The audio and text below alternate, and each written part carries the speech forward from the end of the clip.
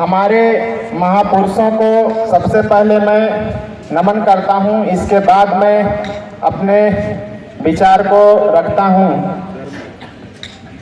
साथियों, अमेरिका में भी काले गोरे का भेदभाव चलता था और वहाँ भी आंदोलन हुआ और उन लोगों को आज़ादी मिला।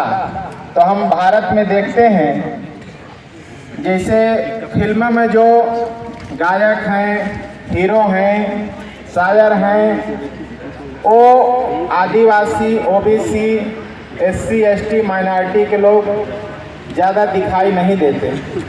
पर अमेरिका में जब आज़ादी का आंदोलन चला तो काले लोग जब आज़ाद हुए तो वहाँ काले लोगों को फिल्मों में खलनायक का रोल नहीं दिया जाता, वहाँ हीरो का ही रोल देना पड़ता है। ऐसा कानूनी मान्यता प्राप्त हो गया है। तो उसी तरीके साथियों, हम लोग भारत में महात्मा ज्योतिराव फुले साहब के द्वारा 1848 से हम बहुजनों के मूल निवासियों के आज़ादी का आंदोलन चलाया जा रहा है। उसी आंदोलन को साहू जी महाराज के द्वारा आगे बढ़ाया गया और उसी आंदोलन के बदौलत डॉक्टर बाबा साहब अम्बेडकर पढ़ाई किए और संविधान का निर्माण किए। और साथियों, हमारे समाज में डॉक्टर, इंजीनियर, वकील, एमपी, एमएलए का निर्माण हो गया। तो साथियों, कांसीराम साहब ने जब नारा लगाया, वोट हमारा, राज तुम्हारा, नहीं चलेगा, नहीं चलेगा, तो दुश्मनों को लगा कि अब तो भारत के मूल निवासी लोग जागृत हो गए हैं, हमारा राजपाट ये लोग चलने नहीं देंगे। तो उन लोगों ने हमारा वोट छीनने के लिए ईवीएम को भारत में लेकर आए और ईवीएम के माध्यम से अभी तक वो लोग इस देश पे काबिज हैं। नहीं तो मुझे नहीं लगता कि अब तक उन लोग भारत पे राज कर सकते थे, क्योंकि भारत मुक्ति मोर्चा के द्वारा मूल निवासियों को जागृत कर दिया गया है। और उसी आंदोलन को मान्यवर वामन मेश्राम साहब, भारत मुक्ति मोर्चा के जो राष्ट्रीय अध्यक्ष हैं, आज नेतृत्व कर रहे हैं।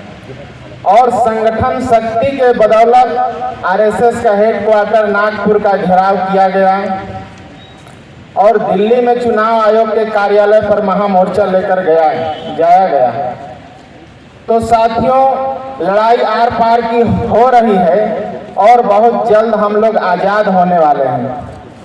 गांव-गांव तक हम लोगों को अपने संगठन को फैलाने का जरूरत है और ये विचारधारा के बल पे हम लोग आज़ाद हो सकते हैं। समस्या सभी की है, खुद सभी को लड़ना होगा। जैसे मैं पिछड़े वर्ग से आता हूँ, आज़ादी को 75 साल पार हो गए, लेकिन ओबीसी की जाति आधारित जनगणना अभी तक कोई भी सरकार जो भी आए गए नहीं किए। तो ये कैसे होगा? संगठन को और भी गांव तक पहुंचाना होगा और संगठन के बल पे हम जाति जनगणना भी कराएंगे और इस देश का शासक भी बनेंगे।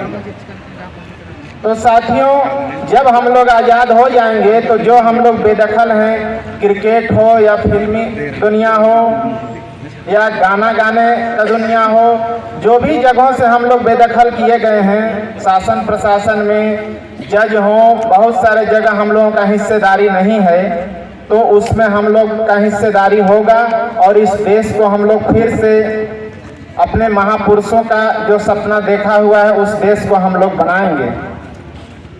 इसलिए साथियों, आप लोगों से अपील है कि आप लोग गांव-गांव में इस विचारधारा का प्रचार प्रसार कीजिए और मूल निवासियों का राजपाट लाने का काम करेंगे। बहुत